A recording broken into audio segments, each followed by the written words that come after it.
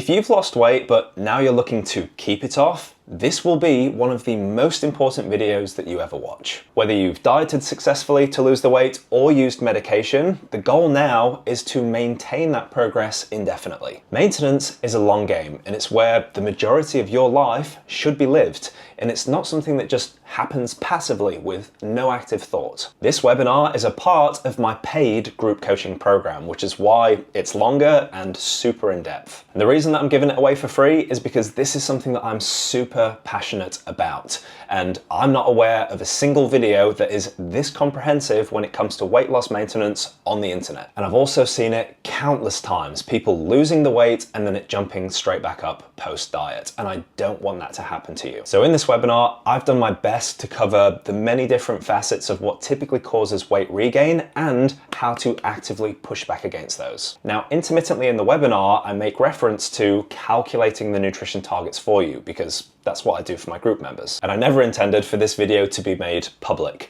but to still help you out, there is a link in the description for a free calorie and macro calculator to give you some nutritional numbers to work with, whether maintenance is your goal now, or if you're still wanting to keep chipping away at losing body fat. I hope you find this webinar insightful and it helps you out as much as it did my group members. If you have any questions, feel free to drop them in the comments below. But for now, without further ado, here's the webinar. Enjoy. Team, we made it. The final week of the Rapid Cut protocol, and what an insane intake it has been. I've seen some wild progress coming through, and I am stoked for you guys. I really, really am. Now, whether you still have a little bit more to lose, or even if you've lost what you wanted to, this isn't the end of the road, and the job isn't done just yet. This webinar is the last piece of the puzzle, taking you through what life at maintenance should look like, including mindset reframes, behaviors to be maintained, and many, many more things. So why isn't the job done? Because just achieving fat loss isn't the goal. Maintenance of fat loss is the goal. Like, do you really want to be stuck in the same cycle of losing 5, 10, or more kilograms every single time and then regaining it? Probably not. As I said in the very first webinar, dieting is a bit shit. The less time that we can spend doing it, the better. Nobody really enjoys the process. The results are cool, but getting your results and then getting out and maintaining them indefinitely feels significantly better. So the end of your diet does not mean that you're just finished with everything. Instead, the time point where you finish a diet should mark a change in your focus. You've been focusing on the weight loss side of things for the past several weeks. If you just stop and revert to normal and lose awareness of everything that you've been doing, that's how you go right back to square one. So you don't drop your focus. You simply shift it from one area to another. This is what most people fuck up. They don't have a post-diet exit strategy. And it's also why weight regain statistics are not very favorable. So let's take a look at those, shall we? Maintenance statistics are bleak, and here's a longer study showing regain stats over a period of time. On average, 1 year after weight loss, over 30% of total weight loss is typically regained. After 2 years, over 50% is regained, increasing gradually up until about 5 years, where about 80% of the total weight lost originally has been regained. Now, to be clear, it's not just lack of awareness or dropping the ball that causes weight gain. There is a multitude of reasons, from environmental factors to mental health to socioeconomic status to underlying health conditions and more. These can all play a role in population-wide weight gain. But ultimately, and more commonly, these things are influencing the energy balance equation, which causes those gains in weight over time. But when we look at regaining, specifically after weight loss, researchers have identified a few key theories that might be the driving forces behind why this is happening. And these theories vary from physical changes to behavioral shifts to biological changes and more. And we're going to dive into some of the more important ones in more detail just to build your awareness of the triggers that can drive weight regain. And as we work through them, I want to give you the action points to tackle all of these potential regain issues head on and shift the odds of successful weight maintenance in your favor. So let's kick it off. Firstly, from a physical standpoint, your body has literally changed. Post-diet, you're a smaller human, meaning that you require less calories to keep you at the same body weight and body composition compared to when you were maintaining at a higher cruising body weight. This is known as adaptive thermogenesis, and here is what that looks like. So typically for every 3 to 4 kilograms of weight lost, around 100 calories less per day are required. So let's run through these numbers together. Take someone starting at 100 kilos and their maintenance calories are around 3,100 and they're following a 600 calorie deficit daily. They lose 4 kilograms and they drop down to 96. So now because they're a smaller human, they require less energy or less calories and roughly 100 less. So because they now weigh less, their maintenance calories have reduced. And because your deficit is an amount below your maintenance, if the maintenance comes down, that means that your deficit gets smaller over time. And I'll run through what this looks like exactly on the next slide so you can visualize these metabolic changes based on body weight changes as well. But let's say this person continues with the same calorie intake that they started on. So they started on 2,500 and they end up losing 8 kilograms now.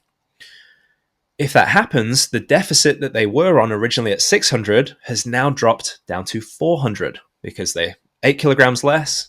They require about 200 calories less. So that original deficit that was 600 has dropped to 400. I hope that makes sense. And for every roughly 4 kilos thereafter, their maintenance just keeps going down. So at some point, as the weight, if this is maintenance and this is your weight, as they're coming down, maintenance would eventually just become your new norm at your lower body weight, wherever that settles. Now, a side note, this is a common reason for people hitting weight loss plateaus when they follow the slow and steady diet approach, where they just cut back a few hundred calories, because they don't realize that their calorie target is a moving target, and they should be dropping their calories in alignment with the progress that they're making to keep progress happening at the same rate. Otherwise, as I said, the deficit tapers off and weight loss ultimately stalls. However, this is something that we haven't had to concern ourselves with during RCP because you guys are literally on the lowest calories possible that you can be. And if anything, your diet calories go up over time because as you get leaner, you can't diet quite as aggressively. And here's what those drops in maintenance calories look like. So at first glance, this might look like a hot mess, but listen carefully, bear with me for a minute, and it will all make sense. The maintenance calories for our person that I just described before, 3,100 calories. You can see that on the graph on the right. So 3,100, 3,000, 2,900, that's where I'm looking. So our 100 kilogram person has a maintenance of 3,100 to begin. And you can see that dashed line is tying those two things together, 100 kgs and 3,100 calories. So this person at 2,500 calories and a 600 deficit, they lose the 4 kilos. The BMR goes down by 100. And if they stay on the same calorie intake, their deficit now becomes 500. Looking on the left, at 92 kilograms, we have minus 8 kilograms, meaning that their maintenance calories are now 2,900. If they are still consuming 2,500, the deficit is now 400, and so on as you go throughout. So here you can see as the body weight reduces, their energy requirements or calorie requirements reduce in tandem. And the point here is that as you're now a smaller human, your energy or calorie requirements have gone down, whether that's at rest or even when you're moving around. So going back to maintenance at your new lower weight will be a lower number compared to what your maintenance was when you first started.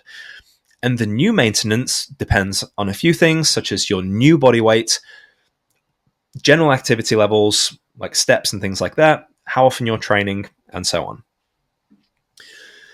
So now you should understand that your BMR, which is your basal metabolic rate, decreases as you get smaller. That's normal and expected.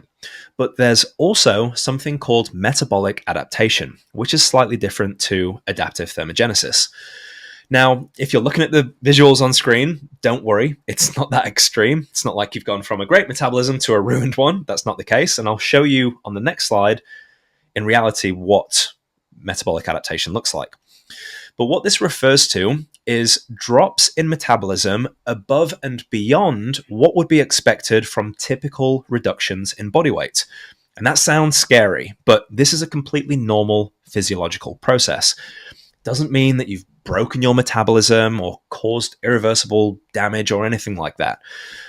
So this means that calories burned at rest can be lower, and calories burned from moving around are also lower as a result of that metabolic adaptation. And if you've lost 10% or more of your total body weight, this is the point at which people are likely to have some form of metabolic adaptation. It will vary from person to person, but it's pretty much a given that that's going to happen. And to be clear, this happens regardless of the weight loss approach that you take. Whether you lose weight slow and gradually, or you lose it fast and aggressively. So whether it takes you 2 months or 6 months to lose 10% or more of your body weight, the speed of the weight loss is not the issue. However, the total amount that you lose does have an effect. But there's good news. As I've alluded to already, you can fight back against many of these things, and I'll tell you exactly how to do that. But first, I want to show you what metabolic adaptation looks like. And here we have 3 sections color-coded with the key on the right. Your BMR, or basal metabolic rate, is the foundation shown in blue. As you can see, this has dropped in the 10% weight reduced scenario compared to their usual weight. This can be increased once again by adding lean body mass, which we're going to cover very shortly. The second one up, TEF in orange, is the thermic effect of feeding, so calories burned from digesting food. This is a tiny bit, very minimal difference, but is easily explained by the fact that you're consuming less overall food and calories. So the calories used or burned during the digestion process are obviously going to be less as well. So this one's pretty much a non-issue and largely outside of your control anyway. Lastly, at the top, in green, we have NREE, your non-resting energy expenditure. Basically, calories burned from moving around, but this also includes conscious and non-conscious movement. So conscious movement would be things like daily steps, working out. Non-conscious movement would be things like fidgeting, sitting there and shaking your leg, how animated you are with your hands when you're talking. These are non-conscious movements. And this is where we get more into those biological changes that can occur post-diet. So what we're seeing here is most likely subconscious reductions in overall general daily activity in those people that have lost 10% or more of their total body weight. Now, this is vitally important to identify because, as you can quite obviously see, the reduction in non-resting energy expenditure is the biggest reduction by far out of all of these. But fortunately, it is a modifiable behavior that we can keep control of and keep elevated to push back against fat regain. So as promised, we're going to go through these one at a time, and I'll give you the strategy or behavior to push back against each one, just so you don't get overwhelmed and lose track of where we're at. So the 2 biggest things that we've touched on so far with dieting and losing weight is that 1, it can decrease your BMR, meaning that maintenance calories drop over time. Number 2, general daily activity subconsciously reduces. So let's tackle the first one. You can increase your BMR over time by keeping up your resistance training and adding lean body mass. Lean body mass burns more than double the calories at rest compared to fat tissue. So at rest, you burn around 13 calories per kilogram of muscle that you have per day. So if you added 5 kilograms of muscle, theoretically, your BMR goes up by around 65 calories. Now, that sound like 5 kilos sounds like a lot of muscle, but is easily achievable with a few to maybe several months of structured resistance training with progressive overload, especially if you are relatively new to this. Your capacity to build muscle is significantly higher in your first year of training. And while 65 calories for 5 kilos of muscle might sound underwhelming, that is just at rest. So as you add more muscle and move around, it starts to compound. And that same 5 kilograms that you added means that you burn more calories by walking around, which then pushes that number from 65 up and beyond 100 calories. So that's why you want to keep lifting. It boosts your BMR over time. It also means that you burn more calories just by moving around. So in case you needed just another reason to lift weights outside of getting stronger, increasing functional capacity, improving your bone density, looking better, improving glucose tolerance and insulin sensitivity, pushing back against menopausal changes, reducing injury risk, fall risk, improving mental health. Like, I'm running out of fingers here. The list just goes on. I beg you, keep lifting weights. If you don't, today is the strongest that you will ever be for the rest of your life. Allow that to sink in for a second. It only goes downhill as you get older. So please, I beg you, keep lifting weights. Now let's tackle the second one. General daily activity subconsciously reduces. Easy fix. We keep an eye on your daily steps, as that is the most quantifiable metric of your daily activity. So we want to push back against a subconscious reduction in activity by making this a conscious behavior. So you set yourself a daily calorie target. As I said, 8,000 is a great foundation to strive for. If you can push it up even higher, you're only going to get more benefits. If you can get to 10, 12,000, amazing. Because simply increasing from 2,000 steps per day, if that's your baseline, to 7,000 cuts your mortality risk by 47%. Going from 7,000 to 12,000 adds another 18%, so a 65% reduction in mortality risk. So by implementing this, you not only reduce your risk of dying, which is always a good thing, but you're also doing one of the biggest things and key behaviors supported by research that pushes back against weight regain.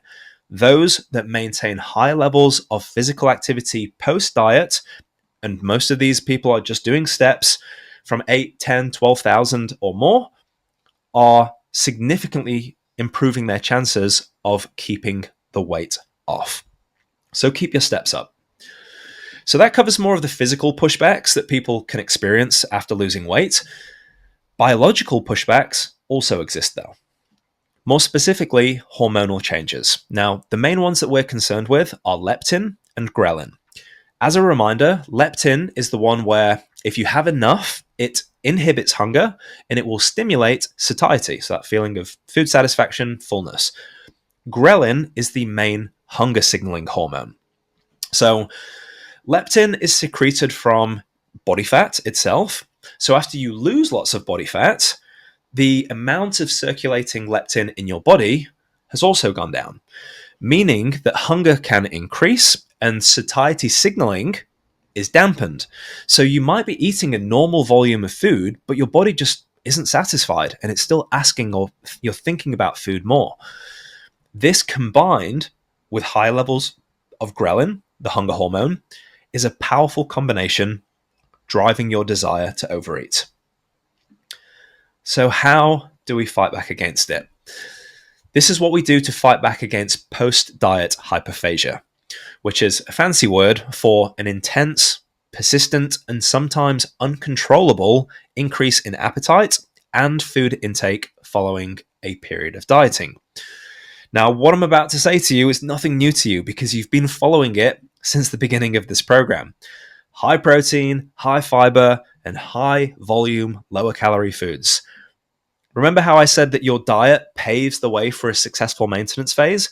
This is a prime example of that. Now, I'm not saying that you need to eat bland or simple foods forever, or that you just simply eat bigger portions of exactly the same foods that you've been having. though. I mean, that wouldn't be a bad place to start. But if you've been surviving on, say, 800 calories per day, and your maintenance is 1,800 calories, you have 1,000 more calories to play with now, which can be meals similar to RCP, centered around whole foods, high protein, high fiber, but can also include some enjoyment stuff that gives food some enjoyment once again. We ate very simply throughout the program for a specific reason, but now you can have some of that dietary flexibility back. So this might be more cooking oils used, higher amounts of carbohydrate containing foods, more calorie dense foods in general, condiments or sauces and things that you will have. And all of these together will probably make up that additional 1,000 calories to bring you back up to your maintenance. So maintaining these three things, this is such a powerful trifecta, the high protein, high fiber, and high volume, low calorie foods, for three main reasons. Number one, they slow down gastric emptying, meaning that it takes food longer to digest, so you stay fuller for longer. Geez, I sound like one of those cereal adverts. Number two, it increases hormones such as PYY, CCK, and one that you've probably heard of lately, GLP-1. These promote fullness and increase satiety signaling, which tells your body that you've had enough to eat. The high volume foods literally take up more space in your body as well, which can activate stretch receptors in the stomach. And once these are stretched, it will then signal fullness to your brain via the vagus nerve, once again, just telling your body that you've had enough to eat. So this is a very powerful combo to be maintained post-diet. So here's some guidelines for protein intake, which might surprise you actually. So on the left, you can see different amounts, and these are based on different goals. So 1.2 grams of protein per kilogram of body weight per day is about the minimum for like muscle retention when dieting. And that will probably be enough to prevent you from going into like protein deficiency. Like the actual number is 0.8, but that's literally to prevent deficiency. So as an absolute bottom level, I think 1.2 grams per kilogram per day is reasonable. And, you know, if you don't like high protein, you can get by with that. However, as I've expressed, you should be looking to maintain resistance training forever. And the research supports 1.6 grams of protein per kilogram of body weight per day as a sufficient amount to maximize muscle growth when you're consuming maintenance calories. So when you're dieting, protein requirements are higher. When you're at maintenance, it's lower. It's around 1.6 grams per kilo. So the 1.8 to 2.2 bracket is for people that are in a calorie deficit generally. And the lower amount, so around 1.8, will be for people with a higher body fat percentage. The higher amount of protein, closer to 2.2 grams per kilo, will be for people with a lower body fat percentage. Now, the last bracket, 2.4 to 2.5, is for maximizing your chances of building muscle whilst you're in a calorie deficit. However, that would be more likely in a moderate to moderately aggressive calorie deficit of about 30 to 40%. For many of you on RCP, your deficit was way higher than that. But RCP is essentially too aggressive of an approach to be building muscle and losing fat at the same time, because you wouldn't be able to hit 2.4 grams of protein per kilo per day unless you literally just ate plain chicken breast at every single meal. And I don't recommend that. So if you want to continue dieting once this program finishes, just less aggressively maybe, then you can shift your protein ratios higher to increase your chances of body recomposition, which is losing fat and building muscle simultaneously. If you're going just back to maintenance, then 1.6 grams per kilo is the number that you can go with. Then we'll move on to fiber recommendations. These vary by country, but on average, 8 to 20 grams of fiber per 1,000 calories consumed. This supports gut health and reduces disease risk. Win-win. So for a 2,000 calorie diet, that's 16 to 40 grams of fiber per day. And practically, most guidelines aim for the higher end to maximize chronic disease prevention. So one meta-analysis reported around 9% lower cardiovascular disease risk for every extra 7 grams of fiber that people consumed. Other meta-analyses have shown that higher fiber diets in general just lower all-cause mortality by up to 23%. And they reduce cardiovascular disease-related mortality by around 26%. And there's also notable reductions in cancer mortality as well. So fiber keeps you feeling fuller, improves gut health, and pushes back against disease risk. Winner all round. Lastly, we have some behavioral pushbacks that are things that we do or habits that either support our goals or they pull us further away from them. Things like doing your daily steps and resistance training are technically behaviors, but we've got those covered already. So the last important ones come down to loss of structure, decreased tracking and awareness around nutrition, reduced adherence, so just not sticking to anything anymore, finishing the diet and being like, yay, I'm done. Not quite. Food accessibility and food environment often matter a lot as well, and also balancing out your social events. So let's tackle through these one at a time. Maintaining your weekly structure is so important.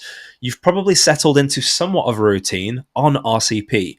You'll have a lot more calories to play with at maintenance compared to RCP. But I want you to analyze what a successful week looks like for you and use that as a template to create a routine moving forwards. So you have your weekly workouts that you're ticking off, certain days of the week, stick to those. Carve out some time every day to do some additional steps if you're typically quite low on those.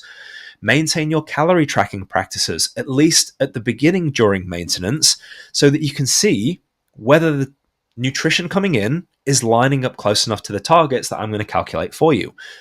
Maintaining these important behaviors is absolutely critical because it's when these start to slip that the progress that you've achieved also starts to slip. So set yourself a few non-negotiables and do your best to stick with them in your new routine in your maintenance phase. Now I'm going to throw myself under the bus here. You might not maintain forever. It's even happened to me, somebody that works in fitness and nutrition. Now, some of you might be looking at this and thinking, shut up, Tom. That before picture on the left is not even that bad. But believe it or not, between these two photos, there is a 14 kilogram weight difference. Now, everyone has their own standards. For me, if I start to get too fluffy and blurry around the edges, I lose track of muscle definition. I know I'm no longer in a good headspace. So that's generally when I start to pull things back. Now, what you're seeing here, this happened when I was living in Bondi. Uber Eats meant that I had a litre of gelato on speed dial and I could order a 6-pack of beers without moving from the couch. Not good. And I can't even try and disguise it and say, oh, I was in a bulking phase. I needed all these extra calories. I simply fell into poor habits and choices. Happens to the best of us. I was still lifting weights very regularly and I was still getting a decent amount of steps, but my priorities at the time were on growing my business. And I was just kind of eating whatever I wanted, really. And a bit later in this webinar, I'm going to cover the guardrails that we're going to set to catch yourself before things spiral out of control. Because all that to say, the reality is that progress slips backwards when your habits do too. If you have a week or two where you sense things are going a little bit off track and you're slipping back into your old ways, you want to catch things before they spiral out of control. Because this is one of the main reasons that people gain weight. It's not balancing out these blips, these micro events where we overeat and we have a good time. And to be clear, these things are a part of life, and periods of overeating is actually classified as normal behavior in the research. I'm a normal guy. Yes, fitness and nutrition is my job. But the way that I implement it, it's still just part of my life. It doesn't control my life. I still have little indulgences here and there, and these are fine, but it's leaving them unbalanced that contributes to weight gain over time. So take a look at the graph on the left. We've got weight going up on the left, and we've got time across the bottom axis. Most people are quite good cruising through life at maintenance, but it's these little blips that add up over time. So let's say you have a higher calorie day or weekend or week, whatever. It just goes unbalanced. So the example on the left, let's say that you go 2 weeks cruising at maintenance, then someone one day brings birthday cake into the office. You eat that and it pushes you over for the day. You gain a little bit of body fat. 3 weeks more go by, cruising life at maintenance once again. You kind of eat the same foods, you're in the same routine, holding steady. And then you go to a friend's wedding and you overeat, overdrink, everything. You go over on calories, you gain a little bit of body fat, but then you forget about it. It's these little contributions to fat storage that aren't noticeable in the moment, but they do contribute to gains over time. To the point that one day you wake up and you go to fasten your jeans and you're thinking, fuck, did these shrink in the wash? No, they didn't. That was all of the unchecked blips. So what you're seeing in these graphs, if you take a look on the right, this is an example of overconsumption being corrected. You have a little indulgent weekend or a day, and you pull things back and you stay the same. You go up, you pull back, you stay the same. That is life at maintenance on the right. Life on the left is you going back to square one, essentially. So if you nip it in the bud by doing these intermittent pullbacks or cutting back your calories, taking 2 to 3 days to do damage control from a weekend away is far less effort than trying to remedy 6 months or a year of being off track. Having 2 shitty days on RCP style calories just intermittently is far better than 2 whole shitty months on RCP style calories. So if you know that you had a gluttonous weekend or you drank like a fish, a little bit of damage control goes a long way, and this prevents you needing to do long diets again in the future. So just like how if you stay on top of your cleaning inside your house as you go, it keeps things tidy. Letting things get out of control and there's shit everywhere, that's when you need to allocate more time to a big cleanup. And the same goes for dieting. But this all ultimately comes back to decision making. It's in that exact moment when you know that you should pull things back to balance them out, but we decide not to. We know that we should, but we talk ourselves out of it. Or you think, oh, I'll do it in a bit. And it never gets done. Now, if you missed last week's webinar on decision making and how to interject with your logical thinking brain rather than deciding based on emotion, make sure to go back and watch that to understand this concept better. So here's some examples of what life at maintenance and cutting back intermittently can look like. Your life at maintenance means sticking to your weekly maintenance calorie target. So say that your weekly or your daily maintenance calories are 2,000, multiply that by 7 days in the week. So your weekly maintenance target is 14,000 calories. If you hit that, your body fat will remain the same. If you go over, you'll gain some body fat. If you come in under, you'll lose some body fat. So these 3 examples are if you want to maintain across a week. And you'll notice that there's ups and downs throughout. So we have red days, which are deficits, so that's pulling back. We have green, which is going into a surplus, and that's going over. So the first example, the one-off social, this can be balanced out with a day before and after in just a very moderate deficit. So let's say it's Thirsty Thursday, you have a bunch of drinks, you know you've gone over calories by like 1,200, so you can preemptively cut back on Wednesday because you know it's going to be a big night, and then you cut back a bit more on Friday, and just across those 3 days, you've balanced out, and every other day in the week can just be at maintenance. Balancing out, this is the second example down, something like a social event and a weekend day might require a few more days in a moderate deficit. Or if you want to cut back aggressively, that will just condense the number of days that you need to do if you're cutting back a little bit harder. Or if you're somebody that likes to just completely chill and relax at the weekends, enjoy times with the family, eating out, you don't want to think about tracking calories. I get it. That just means that your Monday to Friday has to look a little bit different to everyone else's. So if Monday to Friday for you is busy with work, you can stick to a routine quite easily. You have the same breakfast, you eat lunch at the same place, or you prep your own food, whatever, and dinner is whatever happens at home. And you can make that work in a deficit. That will allow you to go over on the weekends. But that's what your week has to look like to balance these things out. So there we have Saturday and Sunday. 1,250 calorie surplus on both days. Delicious. But that's 2,500 over for the week. So to balance out 2,500 under, that's minus 500 Monday to Friday for 5 days. So it's not that you're either on a diet or off a diet. You're always going to have some kind of diet, but that exists on a continuum of whether it's driving weight gain or driving weight loss. If a few days starts tipping the scales in the direction of gaining weight, then spending a few days in the direction of losing weight to balance things out is what you need to do. Now, these examples are across a full week, but it could also be balanced out across one single day. So I covered this in a previous webinar where if you have about 2/3 of your day, the first 2/3 similar to like RCP, what you've been doing, a very light breakfast or skipping it entirely. Lunch is based around protein and fiber to fill you up until the late mid-afternoon. You'll be in a good place to then have a meal out at a restaurant. Let's say you've consumed 600 calories so far that day and maintenance for you is 1,800. You have 1,200 calories to then spend on dinner. That's plenty. So this is how you would implement a bit of dieting and a little bit of eating out. There's going to be an ebb and flow to this, but this is how you maintain in the long run while still maintaining a social life and not having to say no to too many things. You just have to cut back intermittently. Now, these little social events are fine, and if anything, they support long-term adherence, aka sticking to things. Mainly because if you feel overly restricted, it might be okay for a short time, like we did with RCP, but it's definitely not the longer term play. If you're constantly thinking, oh, I can't go to this event, I can't go and do this with my friends, I can't go and eat at this restaurant because the foods don't fit my diet, it becomes unsustainable. That's not a way to live.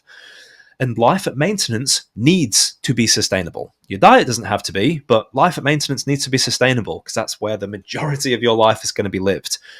So learning to balance things out, enjoying a social life whilst maintaining your new and improved body composition is a skill in of itself and will require some practice. But in order to do that, you must maintain your awareness of calories coming in to at least some degree. So let's talk about that.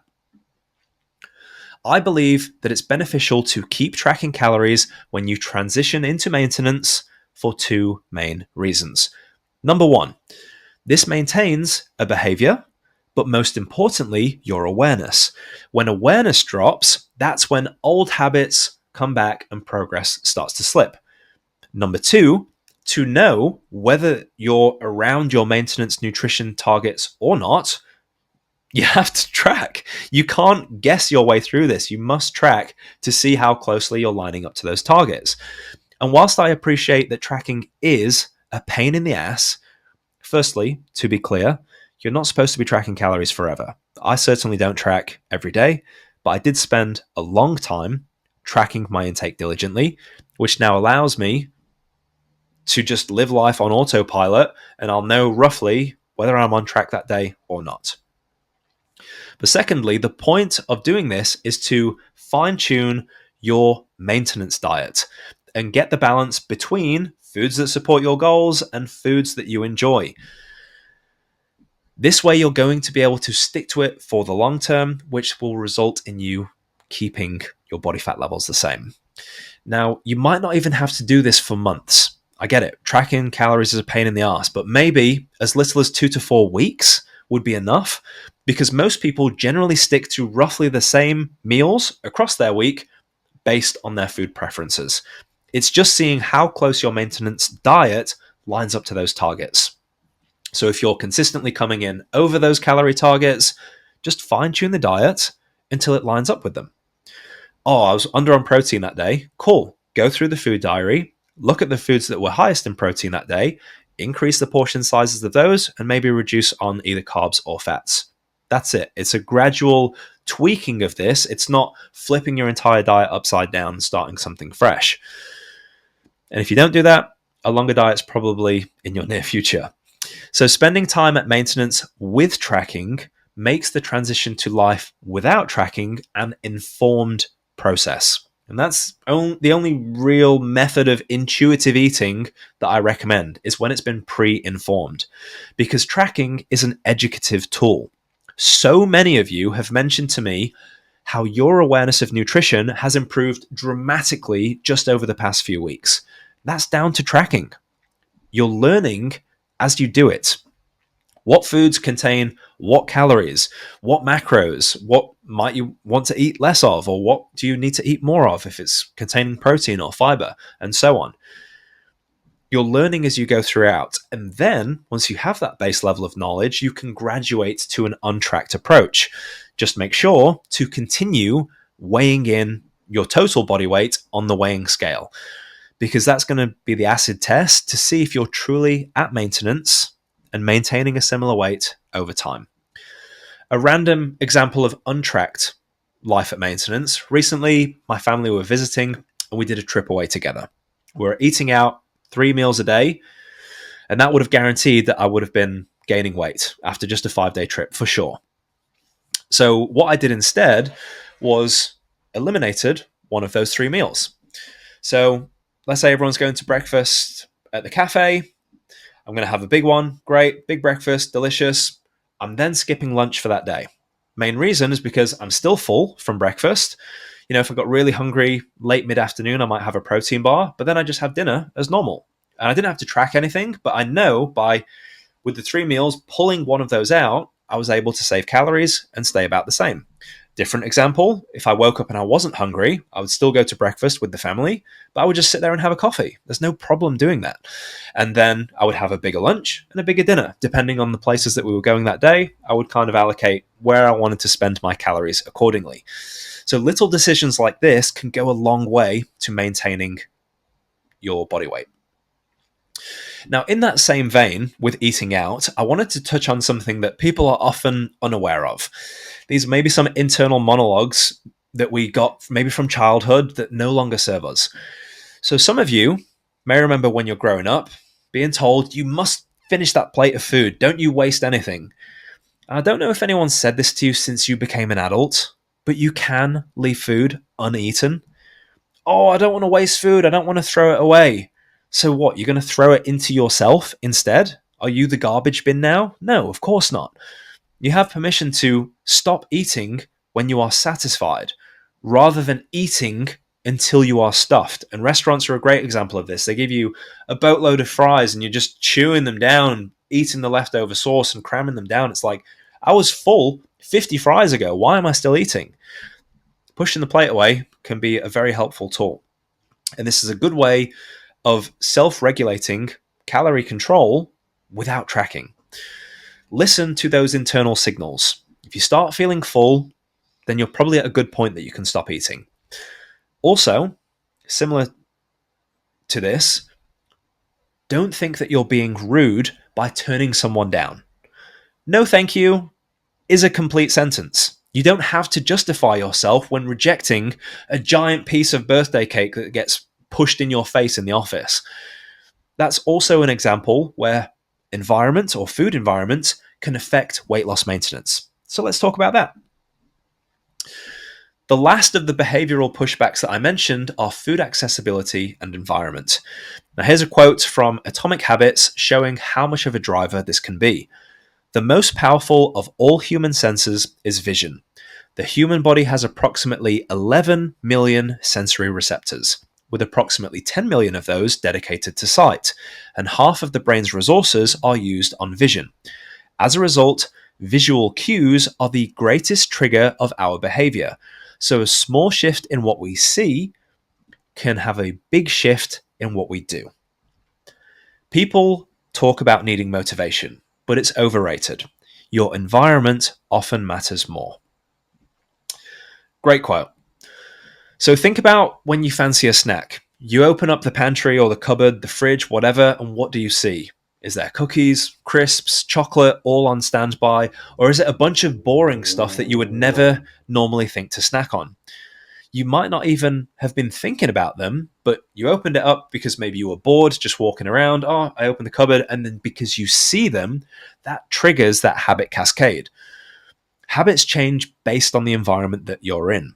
You're far more likely to drink 5 pints in a row or have 4 glasses of wine if you're sat in the pub with your friends. If you don't have alcohol at home, you probably never even think about drinking it when you're there. If you've got an alcohol cabinet that's always full, maybe you drink every single night.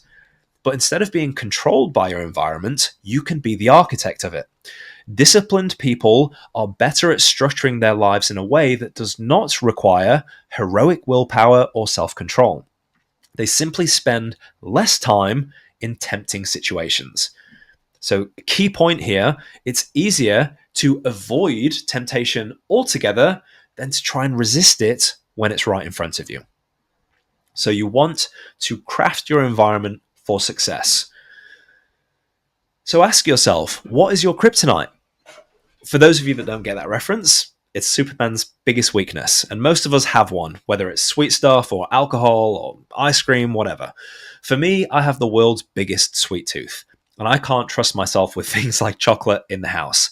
Some people can buy a big bar and then just have 2 rows and put it back. That's not me. If I open the cupboard and the chocolate's there, it might not be 20 minutes later. So what I do is create a barrier to that behavior. But as I mentioned before, it's much harder to resist temptation if it's there than it is to avoid it altogether. So if I open the cupboard and it's not there, I've created a barrier to that behavior. But that decision doesn't start at home. It starts in the supermarket. So when you're walking down the aisles, we've all seen it, the valley of temptation is there.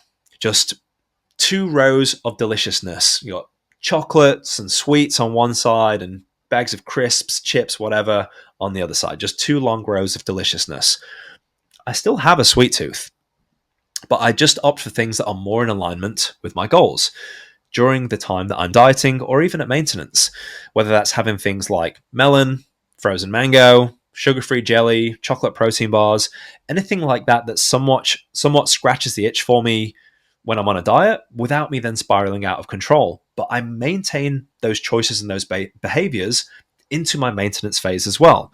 So another example, like just to be clear, I still have things like confectionery, sweets, whatever from time to time, but more commonly, I revert to these replacements that I've just been mentioning. Another example is making a pint of Ninja Creamy ice cream at home for 300 calories instead of buying a pint of Ben & Jerry's ice cream for 1,000 calories. Eating one of those is going to keep me a lot closer to being on track than the other one. Now, if you can include some things in moderation, then go for it. I'm an advocate for balance. But as a general rule, keeping the ratios at 80 to 90% whole foods and 10 to 20% soul foods or enjoyment foods, that should easily be doable within your maintenance targets. Right, let's breathe for a minute, shall we? There's been a lot of information that I've already sent your way. So let's quickly recap what happens post-diet and how you push back against those things. Top of the list, BMR reduces, which is normal. You're a smaller human that requires less energy. Maintaining resistance training to add lean mass over time improves your BMR, meaning that you can maintain on higher calories. It also contributes to more calories burned just by moving around. NREE reduces subconsciously. Remember, that one's your general activity. So you simply make it a conscious behavior to monitor your step count, striving for at least 8,000 per day, but ideally up to 10 to 12,000. The hunger hormones have also shifted post-diet, which means that the food choices that we make have a greater importance to push back against these biological drivers that are increasing your appetite. Higher protein, higher fiber, and high volume, low calorie foods support this brilliantly. Having at least 1, maybe 2 staple meals per day is also a really good tool for maintaining nutritional consistency. You might have seen that I post my Pro-Yo bowl, my protein yogurt bowl with berries and everything else on Instagram. I eat that almost every single day. I enjoy it. It ticks off so many boxes, boatload of protein, fiber, food volume, micronutrients, and I enjoy the taste of it. It's great. So having just something like that, 1 staple meal that you keep consistently, keeps you in a better rhythm and routine with nutrition overall. Then we covered behavioral changes, or more accurately, people that just drop those behaviors entirely, which then these were the behaviors that got you the results in the first place, but then they drop them, and that's why they regain. So doing things like ticking off your weekly workouts, step targets, maintaining some calorie tracking practices to see whether your diet at maintenance is lining up to the targets, balancing out social events. These are behaviors to be maintained. And I've also mentioned here as well, keeping an eye on the scale, or when people lose track of the scale and they stop weighing in, that's typically when regain can happen as well. But I've not talked about weights and the scale just yet because I have a whole section on that coming very shortly. So we'll cover that momentarily. So by now, you should start to see that maintenance of the many habits and behaviors we've been doing during RCP are what pave the way for a successful maintenance phase. Maintenance of results comes from maintenance of habits. So as one final reinforcement, these all play a role in weight loss maintenance. Last week, we covered sleep, daily activity, or steps, and stress management in more detail. Everything else we've been working on with RCP from the beginning. So the most important thing for you now is to not just revert back to exactly what you were doing before the diet. That is your fast track pass to going right back to where you just came from. Now, I'd like to move on to how we define maintenance, because it's probably not what you think. Now, a quick reminder on energy balance. And FYI, I will be using the terms calories and energy interchangeably, as they are the same thing. Here are three scenarios. Firstly, look at that dashed line at the top. So that is the maintenance calories, or your daily energy demands, to keep your heart beating, to keep your lungs breathing, to sustain your movement, your general activity, going around, workouts, and so on. These are your energy demands. The first green bar on the left is where the amount of calories coming in is the same as the calories being burned, or it matches your energy demands. So in this scenario, you are at calorie balance and you are at maintenance, and your body fat stores will stay the same.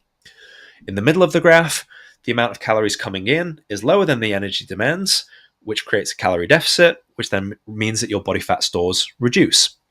On the right side of the graph, calories coming in exceed the demands. So this is how much we need, and this is how much we got. The surplus there results in the excess calories being stored as body fat. That's the energy balance equation. But maintenance is not just maintenance of weight. It is maintenance of your body fat percentage. Now, as you've probably learned throughout this process, weights can fluctuate for so many reasons.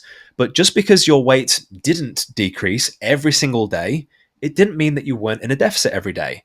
So when you eat more carbohydrates or more salt, or maybe you enter the final week of your menstrual cycle, you have 4 days of training in a row, so there's inflammation floating around the body. All of these things contribute to weight gain, but it doesn't mean that you are in a calorie surplus. So that's why maintenance refers to maintenance of body fat percentage, not maintenance of an exact specific weight. Like, I woke up at 91 kilograms this morning. If I drank a liter of water and then stepped on the scale and I saw 92 and I gained a kilogram instantly, did I gain a kilo of fat? No. Was I in a calorie surplus? Also no. Now, fat gain and weight gain are obviously correlated, but it's a subtle difference. If you were consistently in a calorie surplus, your body fat would be continually adding up, and this means that your weight would drive up also over time. So why am I mentioning this? Because remember, your weight will increase when you go back to maintenance. I talked through this graph in the refeed and diet break webinar, but some weight regain is expected post-diet. And when it happens, that is a positive thing. The weight that you finish on at the end of RCP is not reflective of your true weight, as a little rebound is expected as you become a normally fed and hydrated human being once again. Your true weight will likely be a middle ground between the lowest weight that you saw at the end of RCP and where your weight spiked up when you did a diet break or refeed. Your true weight is probably somewhere in between those 2 points. So holding close to your maintenance calories and tracking that diligently, as I mentioned before, for at least 2 to 4 weeks will give you a key insight as to whether you're maintaining well or if you've gone too far under or too far over on your calories. But as long as your replenished weight remains stable after the initial rebound, that's a sign of whether you're around maintenance or not. So here you can see week 1, the weight is reduced. Even though you're at maintenance calories, the weight is going to go up by week 2. But then it should reach this settling point in week 3, 4, 5, where it remains relatively stable. Not perfectly, which we'll talk about momentarily, but it should stay pretty close. Now, a very important reminder, when you see that spike, you're going to freak out, but here's why you shouldn't. A kilogram or 2.2 pounds, for people in freedom units, of body fat holds approximately 7,700 calories of stored energy. So you would need a surplus, that's over a maintenance, remember, of 7,700 calories, or actually even higher than that, to store 1 kilogram of body fat. So the surplus is over your maintenance. So if your maintenance is 2,000, that would be 9,700 calories consumed on a single day to gain that 1 kilogram of body fat. So if your weight does happen to jump up 1 kilogram or 2 kilograms, ask yourself this fallback question.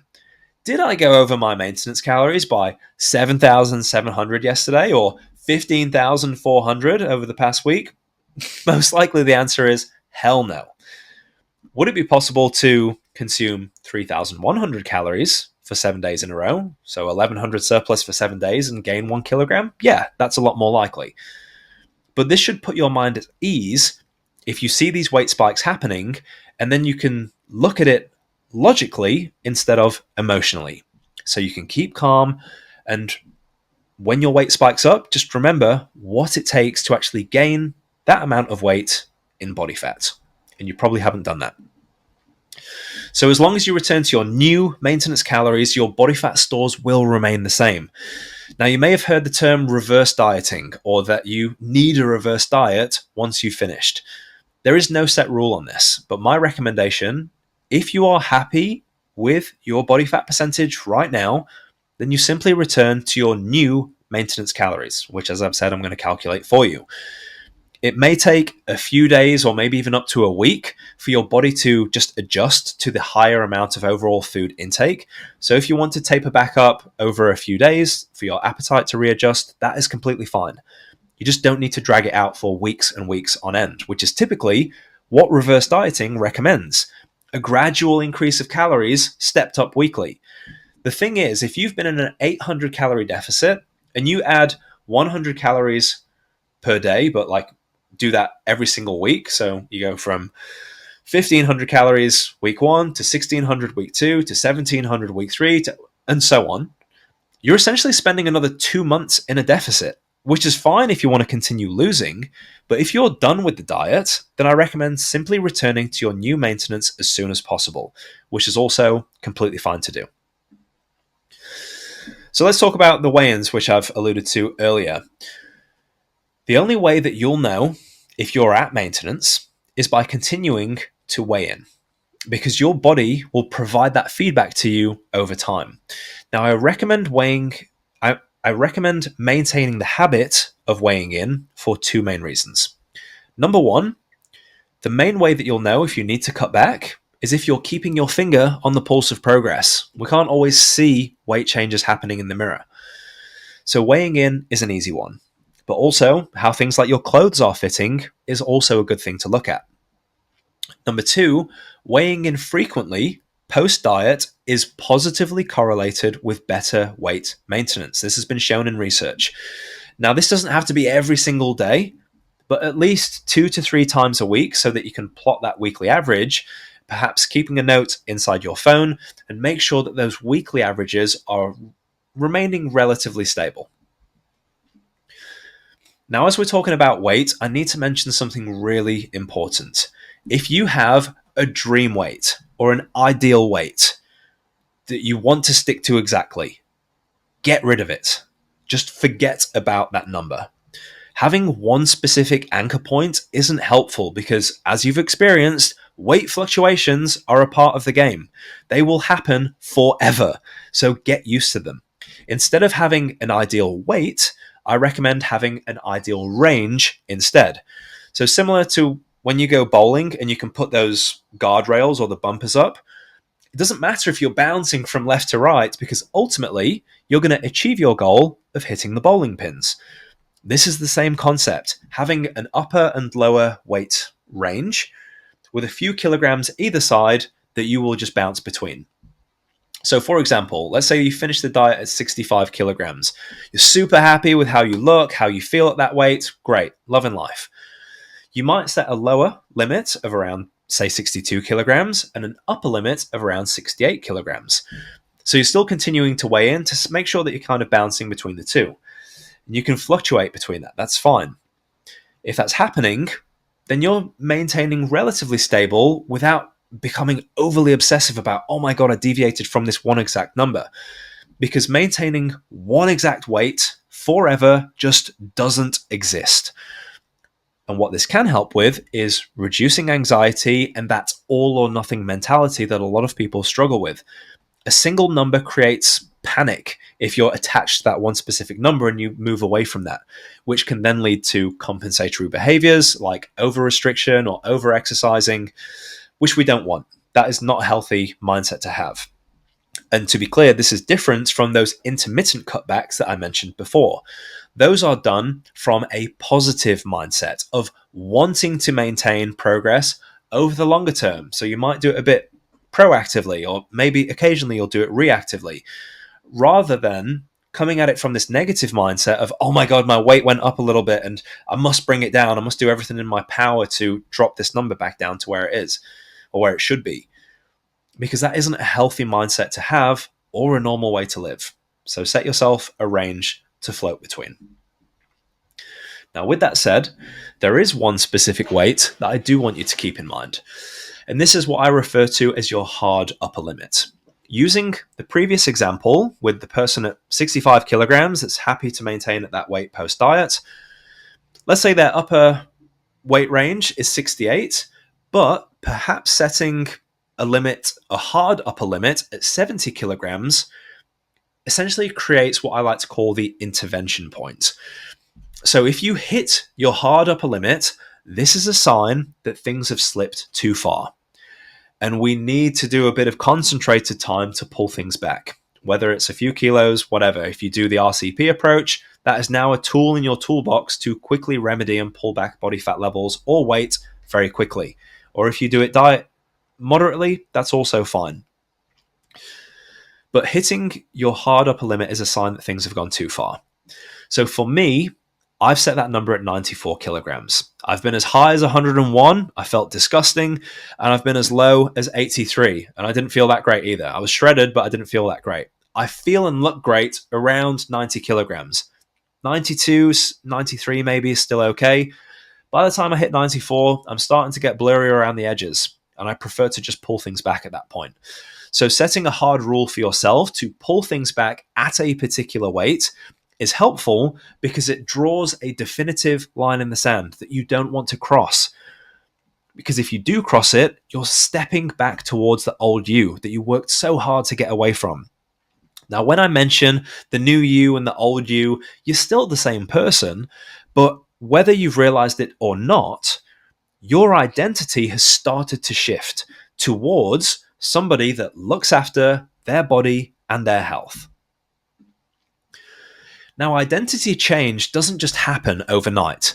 Identity isn't what you say that you are. It's what you repeatedly do. So whilst you may have transformed yourself physically, mentally, you might not feel like you're transformed yet. In order for that to happen, you need to spend time reinforcing actions with this new identity until it becomes your new autopilot. And I have a story about this from a former client that lost about 12 kilograms in 3 months. As we approached the end of our coaching period, she said this to me. I was thinking about keeping versus throwing out old clothes that don't fit. I've bought a couple of new pants that fit better, but feel that I shouldn't get rid of the old ones because what if I regain? Any tips with mindset around this? And this was my reply. If you hold on to the old clothes, there's a little part of that old identity hanging around that you've worked hard to detach yourself from. If the aim is to not go back there, then I think a clean break and donating the clothes will be a nice way of doing something good whilst also letting go of the old identity. Essentially, you're getting rid of any mental escape routes by not allowing yourself a what if scenario. Now, say that you do start regaining after you've got rid of the clothes. Knowing that you will have to buy bigger clothes again essentially creates another barrier to a relapse. Some weight gain will be inevitable, but not allowing it to accumulate with these intermittent pullbacks is how we maintain in the long run. Having new clothes that you fit into now, which may start getting tighter if you start regaining weight, is essentially a physical version of that hard upper limit that I mentioned. I'd say let go of the old clothes and close the chapter. That's the end of the message that I sent.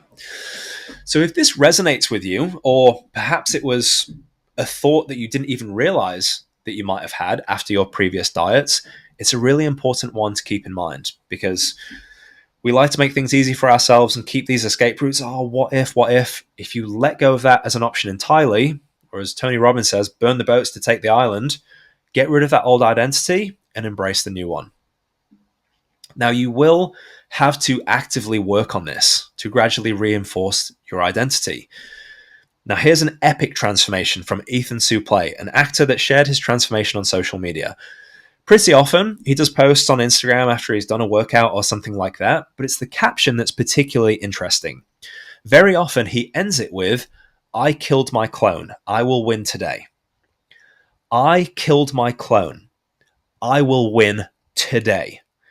He literally sees the old version of himself as a different person, as a clone of himself, meaning that there has been a total shift in identity. He doesn't even identify with his old self or the behaviors associated with that lifestyle anymore. But it's not like he was just transformed and that was the end of it. He actively thinks and works in opposition to his old self and his old ways. He's still posting about it to prevent it from coming back, which is exactly what I'm trying to drive home to you guys about keeping up these behaviors to push back against your old ways that want to creep back in. And notice on the second caption at the bottom there, he mentions gradual daily improvement. It's common to think that if you can't do something perfectly, that it's not worth doing at all. But that's not the right mindset to have. It's still so incredibly valuable showing up on bad days or busy days because those lost days hurt you so much more. So doing just a little bit might not do that much to progress you, but it reaffirms your identity. So don't worry if you can't do everything perfect. Standardize before you optimize. This enforces consistency over trying to do everything right, because it's the repeated action that builds a new habit and your new identity. And James Clear said it best: every action you do is a vote for the person that you want to become. So there we have it. Here's some closing words to wrap things up. Fat loss proves that you can change. Maintenance proves you've changed. Whilst physical changes, biological and behavioral pushbacks all matter, you're now informed with the strategies to counteract these. Most people regain because they just stop paying attention. They don't have an exit strategy.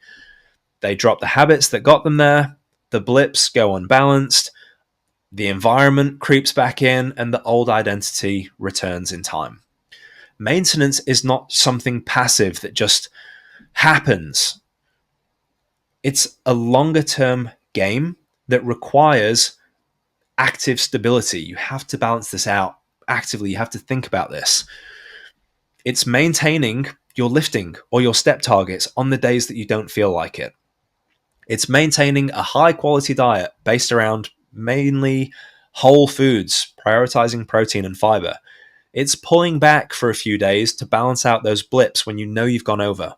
It's setting a hard upper limit for yourself and treating that as a sign to sort things out before they spiral. It's respecting that number. And yes, this all requires work. I get it. But diets are work, and maintenance is work. So either way, the work still needs doing. But only in one of those scenarios are you walking around with the health and the body that you desire. And that's walking around, living life at maintenance, maintaining those fat loss results in the future. The rapid cut phase was the first part. Maintenance is the real transformation, because anyone can lose weight, but very few people have an exit strategy and a clear plan to keep it off for good. Now you know exactly how to do that. I hope you found this insightful. The next steps are up to you. If you need some help, support, or accountability continuing with either life at maintenance or continuing to lose body fat, you know how to reach me. But thank you so much for being a part of the Rapid Cut Protocol. It means the world to me, and I wish you all the best with your health and fitness goals moving forwards.